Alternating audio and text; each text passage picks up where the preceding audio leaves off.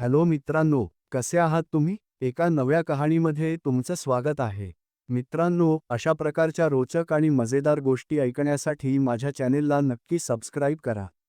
मित्राच्या बहिणीच्या लग्नात हळदीच्या कार्यक्रमादरम्यान मी त्याच्या वहिनीच्या जवळ आलो. त्यावेळी माझ्या मित्राच्या वहिनीला खूप अस्वस्थ वाटत होतं. जेव्हा मी रात्री जेवण करून छतावर फेरफटका मारत होतो, तेव्हा ती मला लग्नाच्या मंडपात घेऊन गेली. मग माझ्या मित्राच्या वहिनीबरोबर मी तीनदा सतत भेटलो. मित्रांनो, माझं नाव राहुल आहे. माझं वय 23 वर्ष आहे आणि मी दिसायला उंच आणि धिप्पाड आहे. मी रोज जिमला जातो, त्यामुळे माझं शरीर खूप ताकदवान आहे. मी इंजिनिअरिंग करत आहे. कॉलेजमध्ये माझ्या अनेक गर्लफ्रेंड्स आहेत आणि मला वेळ मिळाल्यावर त्यांच्यासोबत मजा करायला आवडतं. मात्र माझ्या गर्लफ्रेंड्स मला अपेक्षित आनंद देऊ शकत नाहीत. त्यामुळे मी आता समजून चुकलो की माझ्या अपेक्षा पूर्ण करण्यासाठी केवळ वहिनीच योग्य आहेत. आणि लवकरच मला असा एक संधी मिळाला. माझा एक मित्र आहे, अमित. तोही माझ्यासोबत इंजिनिअरिंग करत आहे आणि आम्ही दोघं खूप चांगले मित्र आहोत. एके दिवशी अमित माझ्याकडे आला आणि सांगितलं की त्याच्या बहिणीचं लग्न ठरलं आहे. तो मुलगा डॉक्टर आहे आणि काही महिन्यांत परदेशी जाणार आहे. अमितने मला सांगितलं की मी गावाला जात आहे आणि मला वाटतं की तूही माझ्यासोबत माझ्या गावाला चलावं. मी अभ्यासात खूप चांगला होतो, त्यामुळे कॉलेजला 5-6 दिवस गेलो नाही तरी मला काही विशेष फरक पडणार नव्हता. गरजेच्या वेळी मित्रच मित्राच्या कामी येतो, म्हणून मी अमितला होकार दिला. दुसऱ्या दिवशी आम्ही अमितच्या गावाला पोहोचलो. अमितचं कुटुंब खानदानी होतं, त्यामुळे त्याच्या वडिलांनी लग्नाची तयारी खूप मोठ्या थाटात केली होती. अमितचं घर फुलांनी सजवलं गेलं होतं आणि लग्नाचा मंडपसुद्धा खूप मोठा आणि सुंदर होता. जेव्हा मी अमितच्या घरी पोहोचलो, तेव्हा त्याने मला त्याच्या वहिनीशी ओळख करून दिली. अमितच्या वहिनीने बॅकलेस ब्लाऊज आणि हिरव्या रंगाची साडी परिधान केली होती, ज्यामध्ये त्या खूपच सुंदर दिसत होत्या. अमितने मला सांगितलं, तू वहिनीसोबत राहून घरातलं काम पहा. आणि नंतर तो निघून गेला. आता वहिनी आणि मी गप्पा मारायला सुरुवात केली. मी वहिनींना सांगितलं, तुम्ही खूप सुंदर दिसता. माझं बोलणं ऐकून वहिनी लाजल्या आणि त्यांनी आपले डोळे खाली केले. वहिनींनीही मला सांगितलं, तुम्ही दिसायला खूप देखणे आहात आणि तुमचं शरीर खूप मजबूत आहे. मी त्यांना सांगितलं, मी अनेक वर्षांपासून व्यायाम करत आहे, त्यामुळे माझं शरीर मजबूत झालं आहे. वहिनीशी बोलताना मला खूप चांगलं वाटत होतं. आम्ही दोघं थोडा वेळ बोलत राहिलो. त्यानंतर मी फ्रेश होण्यासाठी गेलो. जेव्हा मी फ्रेश होऊन बाहेर आलो, तेव्हा पाहिलं की हळदीची रीत सुरू होती. वहिनी सगळ्यांना हळदी लावत होत्या. वहिनींचा चंचल स्वभाव मला खूप आवडत होता. वहिनींनी मला देखील हळदी लावली. हळदी लावताना त्या मला एका वेगळ्या नजरेने पाहत होत्या आणि मी वहिनींचा हेतू लगेच ओळखला. नंतर आम्ही दोघं किचनमध्ये गेलो. काही वेळानंतर वहिनींचा नोकर सुरेश किचनमध्ये आला. सुरेशला पाहून वहिनी हसल्या आणि मग सुरेश निघून गेला.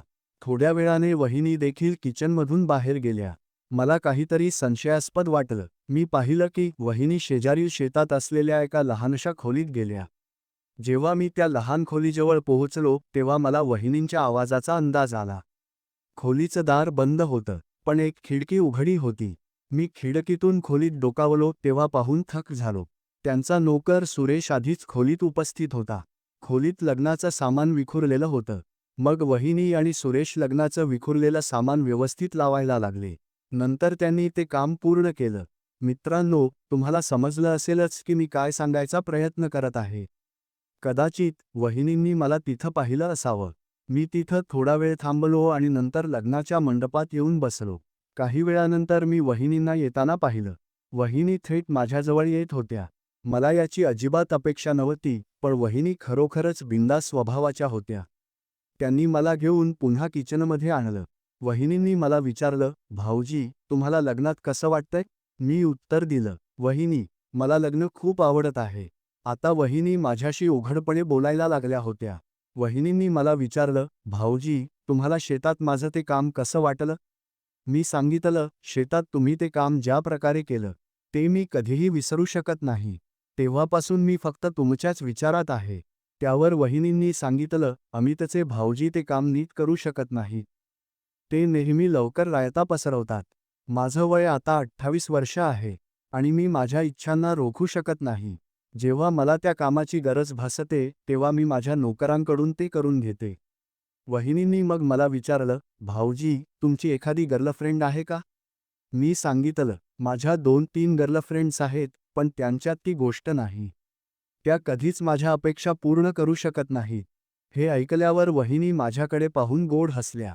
जेव्हा मी रात्री जेवण करून छतावर फिरत होतो, तेव्हा लग्नासाठी मेहंदीचा कार्यक्रम सुरू होता. वधूला मेहंदी लावली जात होती, ढोलवाले ढोल वाजवत होते आणि महिलांचा सर्वजण गाणं गात नाचत होते. वहिनींनीही खूप छान नृत्य केलं, जे माझ्या मनाला खूप भावलं. माझं एकटं उभं राहणं पाहून वहिनी माझ्याजवळ आल्या आणि त्यांनी मला देखील डान्स करायला सांगितलं. मग आम्ही दोघांनी खूप वेळ नाच केला. आता काही लहान मुलंही तिथं आली आणि ती देखील आमच्यासोबत डान्स करू लागली. ढोलवाल्यांनी खूप छान ढोल वाजवलं, ज्यामुळे लग्नाचा माहोल खूप आनंददायी झाला होता. आता मला लग्नाचा माहोल खूप आवडत होता.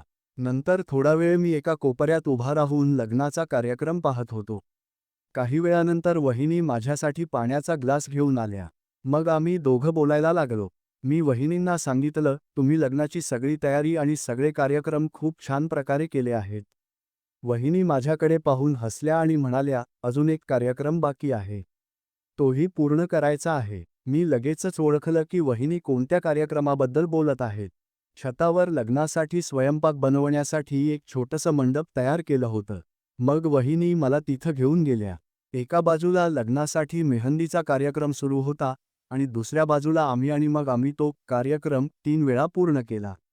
थोड्या वेळाने वहिनींनी स्वतःला व्यवस्थित केलं आणि आम्ही पुन्हा मेहंदीच्या कार्यक्रमात परतलो. लग्नात अमितचे अनेक नातेवाईक आले होते.